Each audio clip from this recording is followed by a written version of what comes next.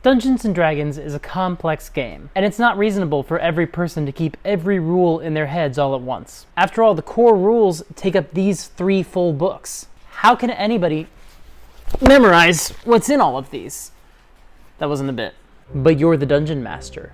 It's your job to know all the rules. Everything that happens at the table, you must have an answer for immediately. Wait, why is that? We have these books, we can use these too. Anybody who opens a book at the table slows the game down for everyone. I mean, sometimes. But that's why we have DM screens. There's rules in here. It's a little easier to keep track of them that way. Plus, a lot of us have D&D Beyond on our phones now. Like, if we need to make a ruling on a rule really quickly, we can just use our phones.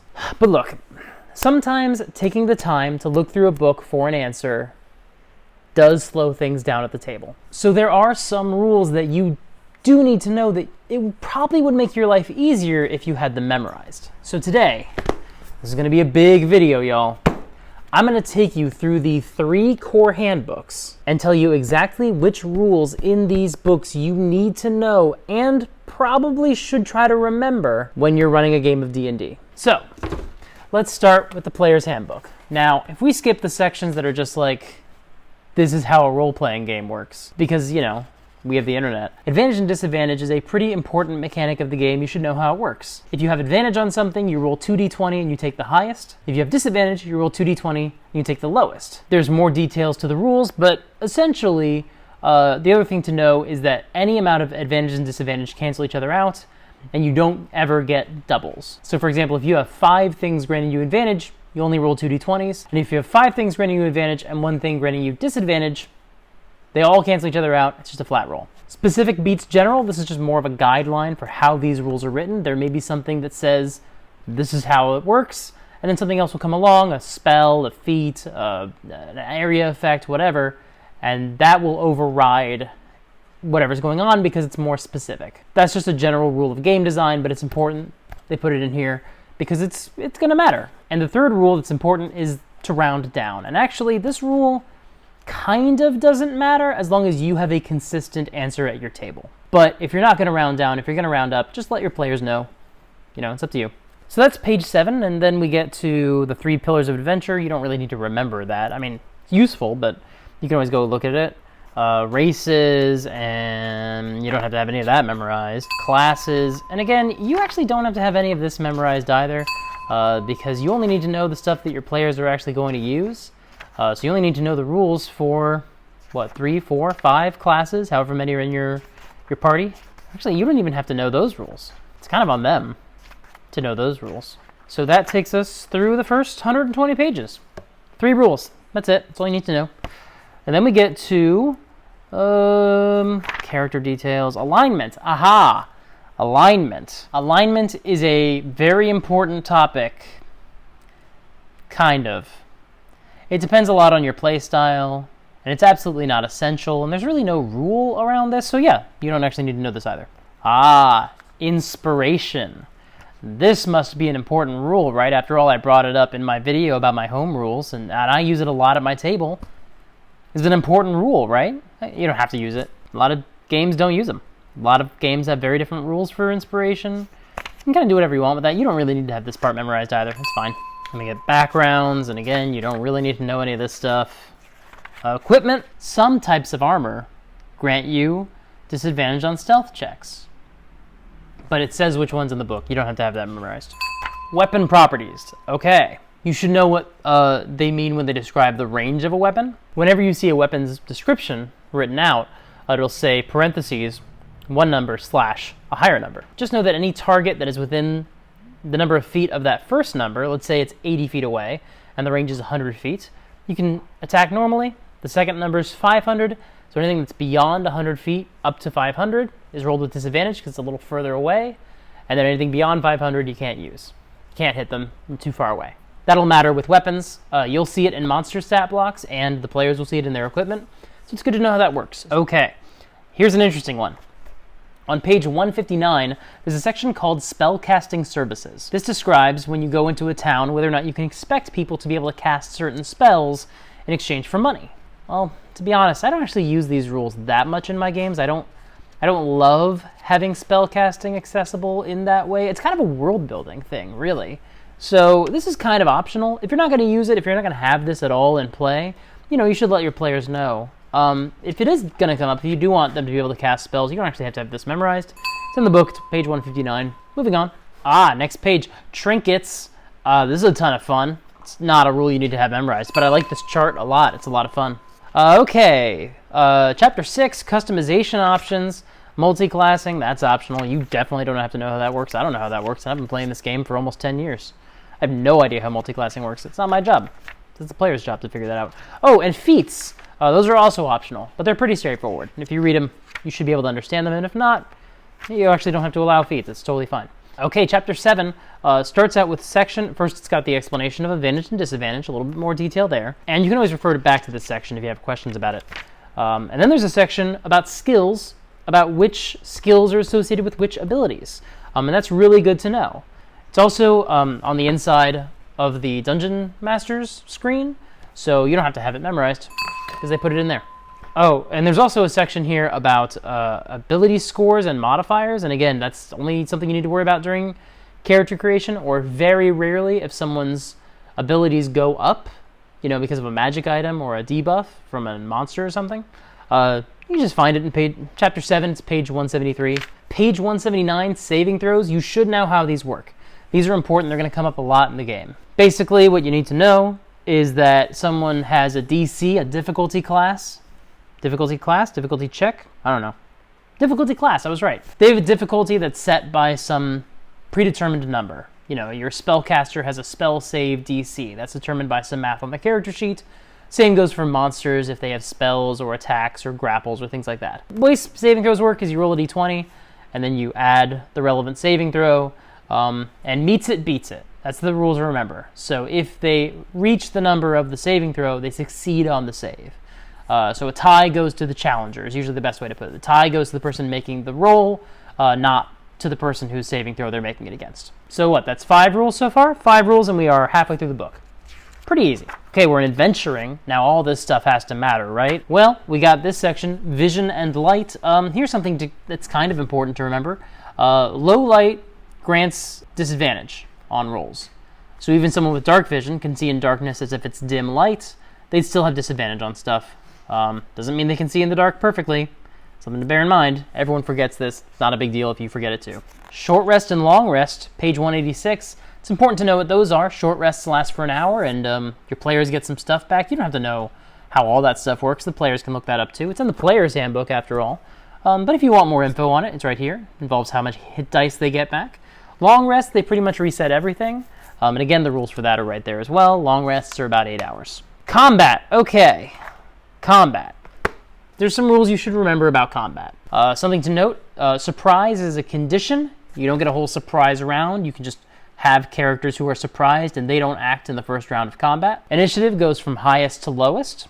Reactions are a thing you should look up. You should look up how reactions work. That's pretty important. Page 190.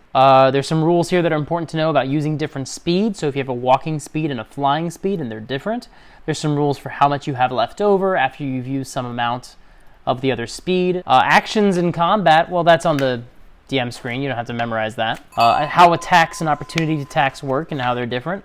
That's good to know. And then how cover works, that's on the DM screen as well. So the rules for combat are good to be familiar with. You can always go back to them, though. You can always look back on the book. But you should familiarize yourself with how they work. How death works. Man, I wish we all knew how death worked, right? Just kidding. Kind of.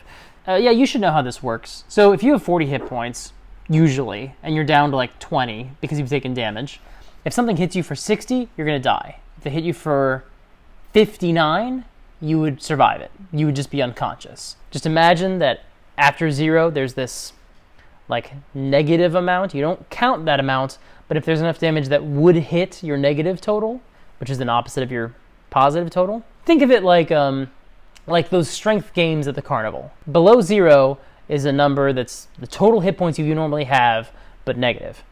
If an attack doesn't reach that, the bell doesn't ring and you don't die. If they hit that point, the bell rings and you die. If they don't kill you that way, Then you do death saving throws. You're trying to succeed on death saving throws on your turn. And the rules for that are here on page 197. You should familiarize yourself with those as well. Chapter 10, Spellcasting. It's good to know the basics of how spellcasting works. Imagine that you're using pools of energy that you have stored up in your body. Not literally, kind of literally. Stamina, essentially, is a resource that you express through spellcasting. And if you use it all up and you can't cast any more spells, that's how it works. There's more specific rules, and you should know how they work. It's a pretty important system of the game. So I guess technically we have a rule here you should have memorized, and it's more than one page. But really, you really only have to know how the spell slots work, and the rest, it's up to you. You can see how much that stuff matters to you. Now, surely, Chapter 11, Bankruptcy. No, I can't not hear the word Chapter 11 without hearing bankruptcy after it. Chapter 11 lasts from page 207 to 289. That's all the spells in the game. Surely you have to have some of these memorized, right? No, obviously you don't. Only need to worry about the ones that are being cast in your game. It's fine if you know what they do, but it's not the end of the world if you don't. Because they're in the book and you can look them up. It's totally fine. The players should have access to them too. And the players should be reading them to you. And if you ever have any questions about how a spell works, just have them read you the spell, and that's going to cover half the problems. Now, Appendix A is about conditions, and those are on the Dungeon Master screen. You don't have to have those memorized either. Appendix B is about the gods of the multiverse. You can use those if you want to, but also you can make up your own, and also just look at the book if you want to use them. The Planes of Existence, same deal. These are cool rules to know. They're optional. Appendix D is statistics for creatures, like animals, and you only need to reference these if they come up in your game. And Appendix E is inspirational reading, and that's cool and interesting, but it's not essential. That's the Player's Handbook. That's all you need to know. It's like, what, 10 rules? What did we say? But now we have the Monster Manual, and surely this, the biggest book, will have the most rules you have to have memorized, right? No. No. Actually, no. Types of monsters, just know that certain creatures have different types. You don't have to have them all memorized. Alignment comes up again, and again, look, we're going to do a video about alignment someday, so don't worry about alignment right now. Hit points. Okay, here's a rule you should know about how the Player's Handbook is written.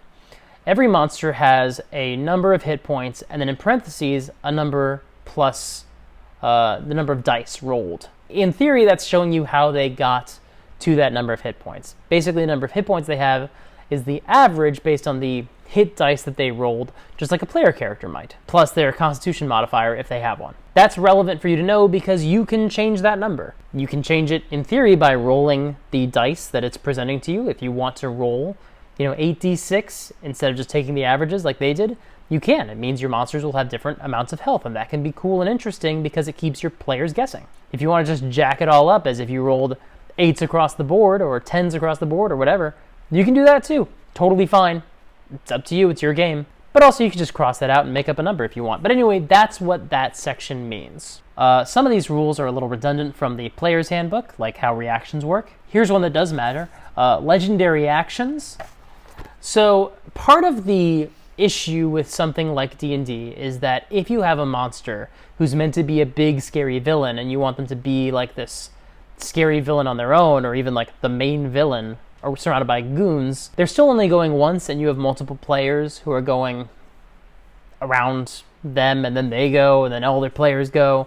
And it gets really easy for your players to gang up on the villain. And then your villain doesn't get to do anything cool. Legendary actions are a workaround for that. Legendary actions are specific things that they can do only after a player's turn. So they don't just get to do all their stuff and then a bunch of legendary actions. They have to go in between the players. It also keeps the players guessing, and it keeps them on their toes. So legendary actions are a really cool, wonderful mechanic that keeps fights interesting. It's good to know how they work. They have a certain number of legendary actions they can take before their turn comes back, and then the number resets. They get it all back. Legendary resistance is a little bit more contentious, but generally it's a really good idea and a really good approach. The idea is that they can resist a certain number of things that happen to them. They can basically succeed on usually 3, but it depends on the monster, 3 saving throws that they would have failed. Because they are important major characters and major villains and major monsters, and if they die or get frozen or whatever, it will be less dramatic and less interesting for the party. We'll probably do another video about how to make legendary resistance a little bit more interesting or engaging and a little bit less, well, they saved so nothing happens and there's no consequence, but that's not the point of today's video. But that's how that works, and it's a rule you should probably know. And then we're on the monsters, and everything here is optional. You don't have to have any of that memorized. So we're done with that book. Boy, we're clearing house. But now we're left with the Dungeon Master's Guide. And by the title, and by everything else about it, you must be thinking, oh, well, surely this has all the rules that you have to have memorized. Well, let's check. First of all, we had a section about knowing your players. We just did a video about that. There's a whole bunch of stuff about world building, and this stuff's great, and I go back to it all the time.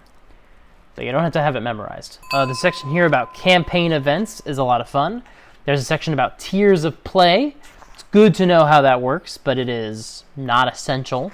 And again, you can always go back and look it up. You only need to know it a little bit. There's a section on flavors of fantasy that's really cool. It's got a section on heroic fantasy and sword and sorcery and epic fantasy and mythic fantasy, and this can be really useful to help you discover what your DM style is.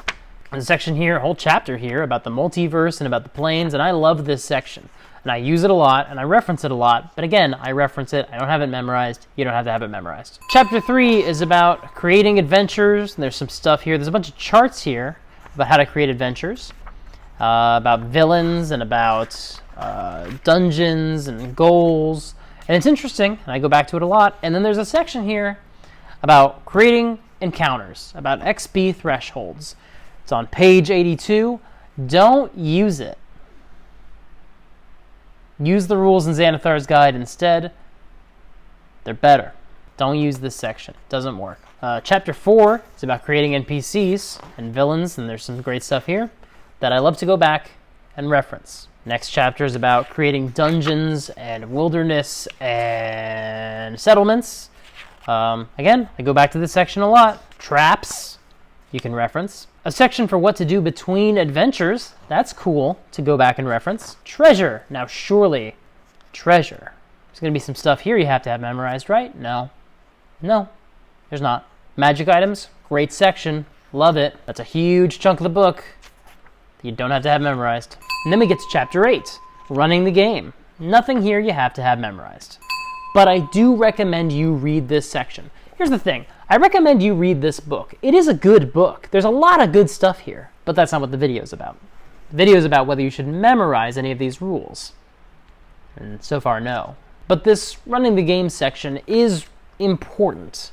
And it does actually kind of tie into a lot of the stuff I talk about on my channel, about your DM style, and about how to create the atmosphere that you want and setting up home rules and things like that.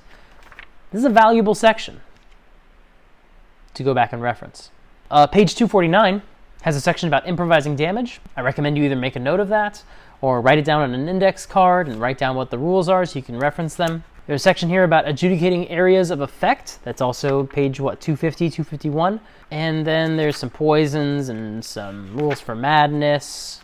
Creating monsters, creating dungeons. I use this stuff. I use it a lot, but I do not try to keep it all in my head. So there's nothing in this book that you have to have memorized. Interesting.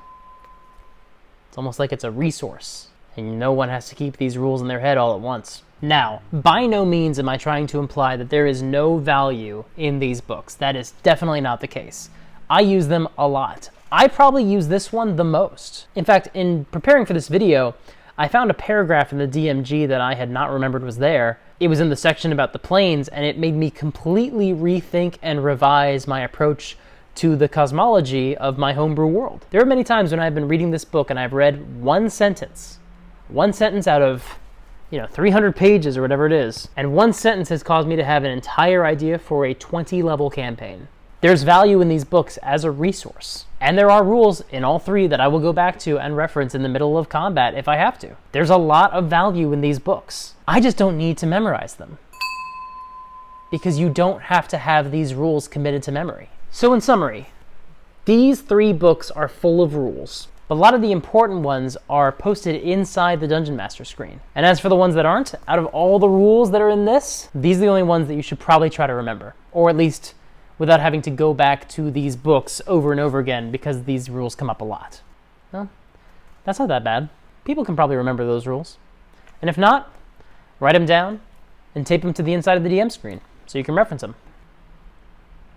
That's it. Thank you so much for watching. I really hope this video helps you. I know we have a lot of new Dungeon Masters that watch these videos. Hopefully this helps you realize that there are a lot of rules out there that you don't have to have memorized. It's helpful to know where it is, and I do recommend you flip through this book and get familiar with how to find things. Not all of them need to be in your head all at once. Also, I kind of undersold how good this DM screen is. It's called the Dungeon Master Screen Reincarnated, and it's great. It's got a lot of really good rules in it, but also, I still mark it up. I still have a post-it note on here with a rule, and I'll probably put a couple more on now that I'm starting to go back to playing home games in person. So, mark this up with the rules that you want to try to remember.